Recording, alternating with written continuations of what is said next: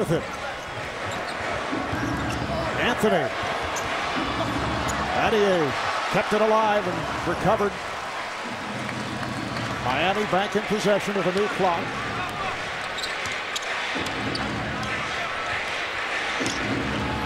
James again with the runner. I think he's been working on that, Mark. We didn't see a whole lot of that early in the season, but we've seen him make several of those here early on in this series. And Miami's going to put Hibbert in that high pick and roll all game long. Miami wants to attack Indiana in the pick and roll. They want to put Roy Hibbert in a situation where he has to guard the screen. So Joel Anthony is Hibbert's man. He comes, sets the screen on Granger. Now, Hibbert has to either come out or retreat. He chooses to retreat, which is probably the right choice against LeBron. If you get out on him, he'll go right around you and dunk it. But now that LeBron has added this little teardrop, along with a kind of a mid-range jumper that we saw frequently in game one, he's become even more difficult to handle. Steve, that was tremendous telestrator work on your part. Thank you. Do you think the Czar would be proud? No, well, I look at it that obviously anyone can do it. But we always knew that. Just under 3 minutes to play in the first quarter. West way off. As he and Battier came together, and West staring at Battier. Yeah, a little frustration, I think, more than anything. I think West was embarrassed by the air ball. Battier was just running out defensively, just kind of bumped into him. I didn't think it was anything on purpose. Darren Collison has come on for George Hill, and Lou Amundsen has also checked in for Indiana. James rebounded by West.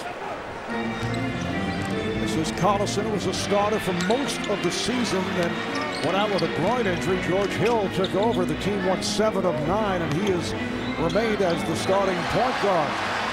Granger lost it.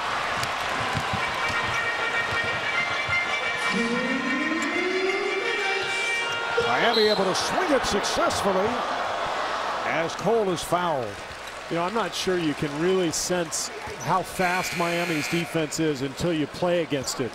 But all the talk after game one from Indiana about how we've got to move it side to side, we've got to force them to rotate, it's hard to do. And one of the problems for Indiana, they don't have a dominant playmaking guard or forward. You know, Collison's a nice point guard, so is Paul George, but they don't have a Chris Paul or a Tony Parker, somebody who can penetrate and attack and change angles. See a turnover there from Miller.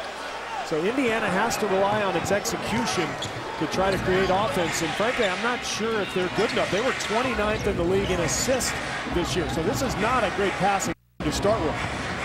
Very deep team going out as Tyler Hansbrough has just checked in. Hansbrough coming up short, and it's rebounded by Anthony. A foul is called. That'll put the Pacers over the limit. It is on Hansbrough. Now, we asked Frank Vogel before the game about Miami's defense, and he said, you know, they cover so much ground, but also their hands are so quick that you think you've got an angle for a pass, and all of a sudden it just closes up dramatically. Battier will go to the line. He'll shoot 2. For more exciting NBA action, check out TNT Overtime on NBA.com. You can watch it all from 4 different camera angles. Chat live with analysts and Steve. Presented by American Express. Welcome in. I hadn't gotten the memo on that. Do I have to do a chat during the telecast? I think you are capable because you are a multitasker. We have seen that firsthand. 10-1 run by the Heat, and they have taken a 19-17 lead. Tough pass in traffic and knocked away from Granger, but last touch by James, who is going for the steal. The Heat just have another gear they can go to defensively, and they kind of do it periodically. You can't do it for 48 minutes or you just burn out, particularly without Bosch. But they're doing it in spurts. Granger for 3. Indiana without a field goal the last 4.5 minutes. And after a quick start, they led by as many as 7. A minute left. First quarter. James lost it. Amundsen with the steal. Double dribble. Barbosa cut off by Miller. Went the other way. Granger on the back tap, and it's kept alive by Barbosa. Indiana 0 for 5 from the three-point line, 4 for 17 in game one. It's a huge part of their attack. They're going to have to make some long-range shots if they're going to win this game.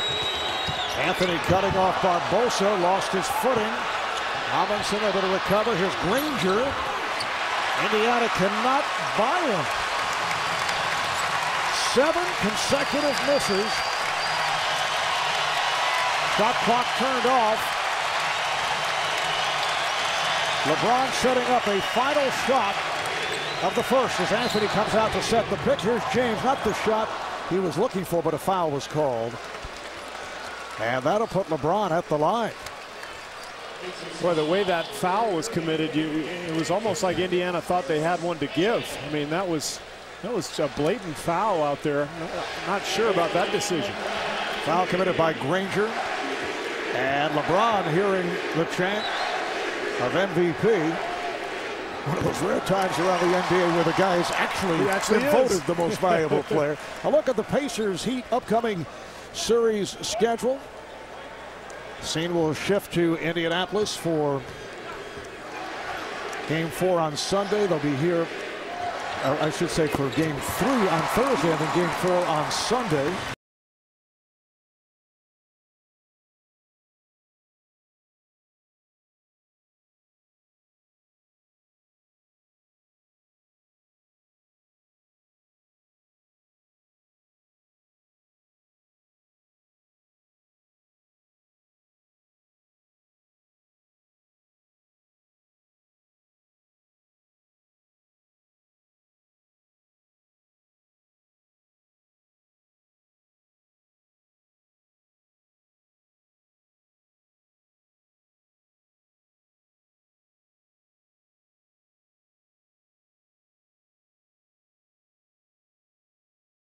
Defense. It's a little both. I mean, their energy is great, and you know, we know we got to make shots in the playoffs. All right, thanks, Coach. Thank you.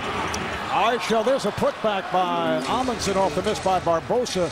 Indiana had concluded that first quarter 3 for their last 17 following the good start without a field goal for just under 6 minutes of play. Nice pass from Wade. Anthony. And it's picked up by Hansbrough. This is about the 3 or 4 minute stretch that LeBron will actually get rest during this whole game. So it's important for Indiana to take advantage of this situation right here. You'll see a foul on Miami. But Indiana's going to have to pay close attention to Wade defensively, keep him from penetrating, and then seal everybody off the glass. Do a good job rebounding here. Foul committed by Battier. Dante Jones has come on, hardly played in the Orlando series and played for a few minutes in game 1 here against Miami.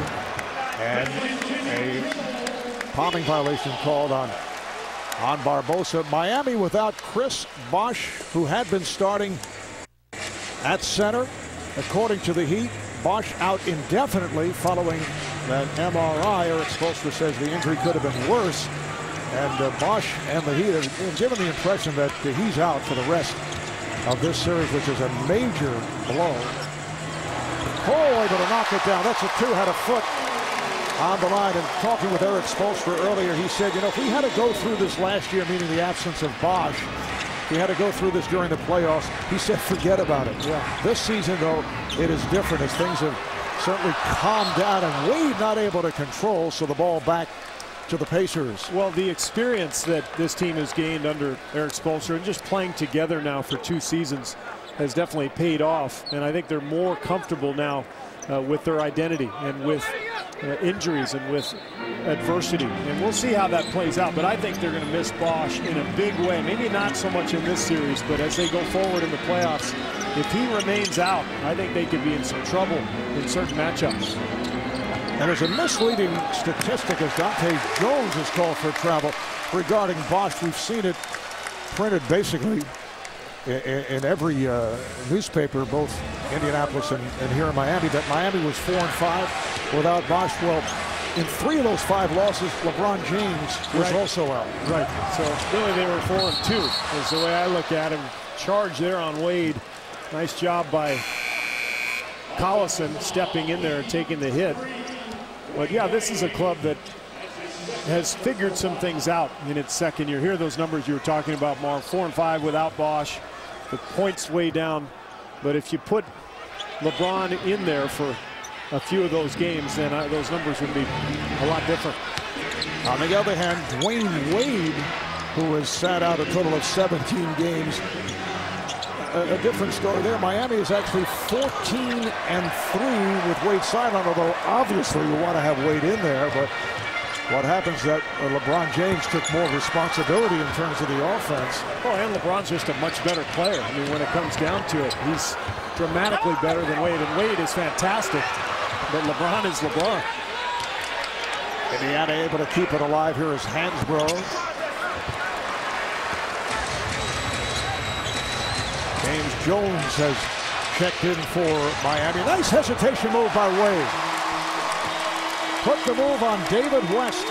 And that's the other guy Miami will try to attack. If Hibbert's not out there, they'll go after West. Anything in pick and roll, trying to isolate Wade or LeBron against those two bigs from Indiana, they feel like they have an advantage.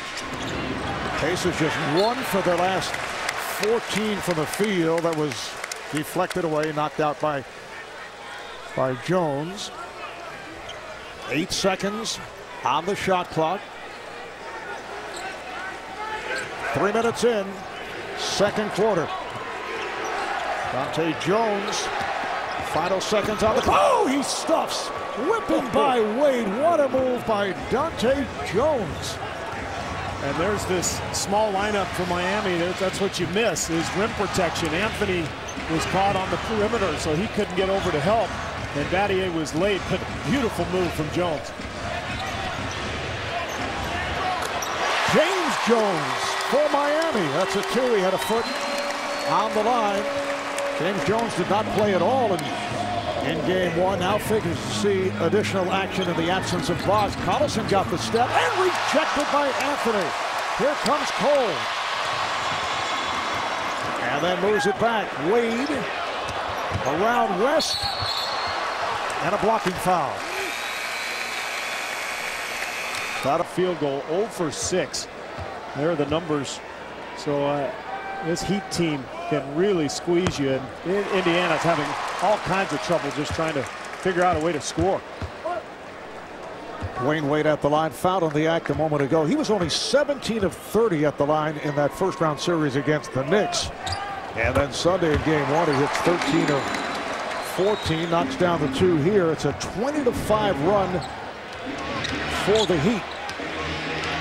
Indiana 8 for 31 shooting. At one point, 1 out of 14 from the field. Hansbrough met by the double. Shot clock to 5. Barbosa with the running one-hander. The tip is missed and a foul. It is on Hansbrough. It's demoralizing, Mark. I mean, that was a really good possession for Indiana. They got the ball moved from side to side.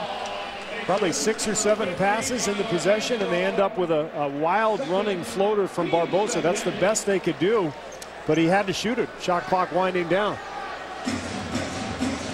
George Hill returns, as does Danny Granger. Frank Vogel trying to shuffle things here. His team is down by 8.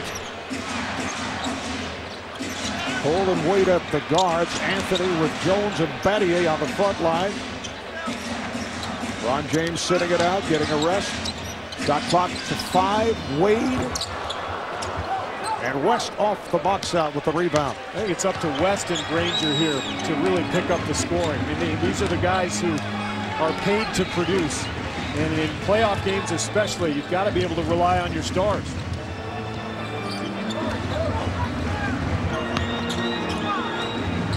Shot clock to 3. Again, they have difficulty finding a shot. West. Crowd was looking for a push-off on West. Wade delivers on the hop. Here's Jones for 3. Miami looking for their first three-pointer in this series. They were 0 for 6 the other day. And again, a foul is called on the Pacers. This time, offensive foul on Hansbrough. Yeah, he just got caught moving on that screen. Sometimes you get so